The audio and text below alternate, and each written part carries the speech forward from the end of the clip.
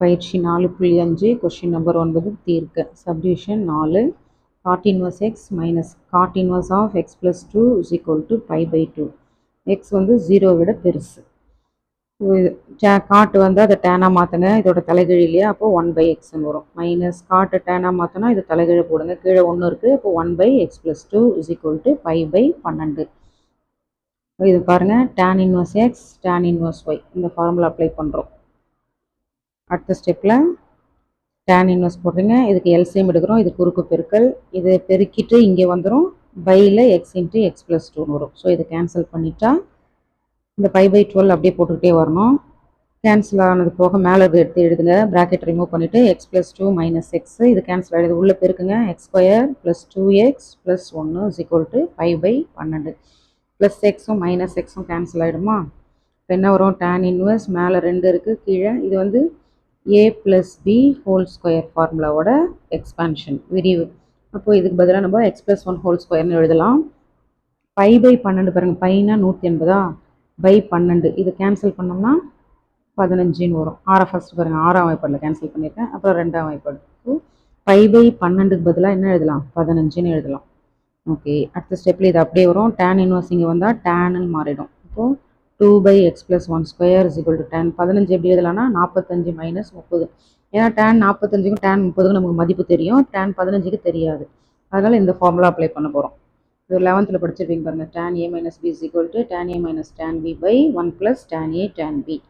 So இது a ஒரு இடத்துல 45 டிகிரி இருக்குது, b ஒரு இடத்துல 30 டிகிரி. இந்த ஃபார்முலாவை அப்ளை பண்ணால் இந்த ஸ்டெப் கிடைக்கும்.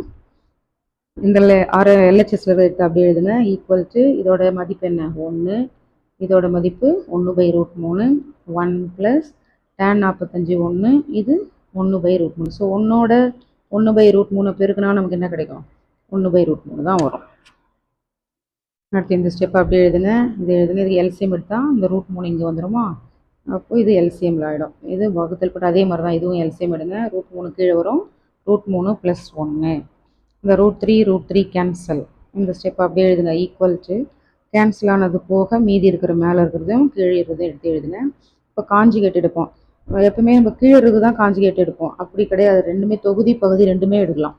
ஸோ இந்த சம்முக்கு இதில் எடுத்தோம்னா ஈஸியாக ஆன்சர் வரும். அப்போ இதுக்கு காஞ்சிகேட் எடுத்தால் என்ன ஆகும், மைனஸ் ஆகிறது ப்ளஸ் ஆகிடும், மேலே இருக்கிறத எடுத்து அப்படியே எழுத போகிறோம்.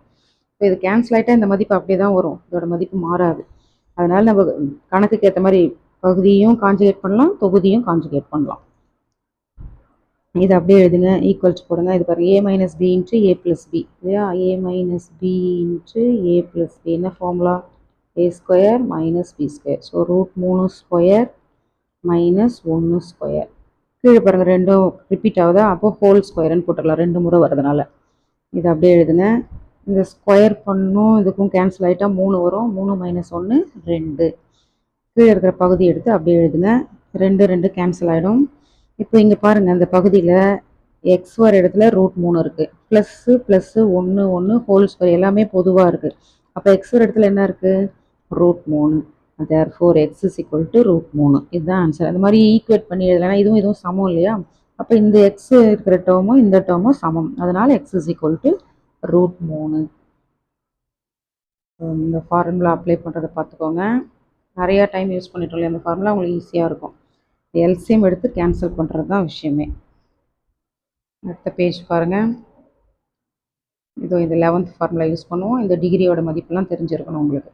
இதை அப்ளை பண்ணுறோம், இங்கே இதுக்கு எல்சிஎம் எடுத்தால் இந்த ஸ்டெப் வரும், இதை கேன்சல் பண்ணுறோம், மேலே இருக்கிற தொகுதிக்கு காஞ்சுகேட் எடுக்கிறோம், ஸோ இந்த ஸ்டெப் வரும், எக்ஸ் இருக்கிற இடத்துல √3ன்னு இருக்குது, அதனால் x is equal to √3.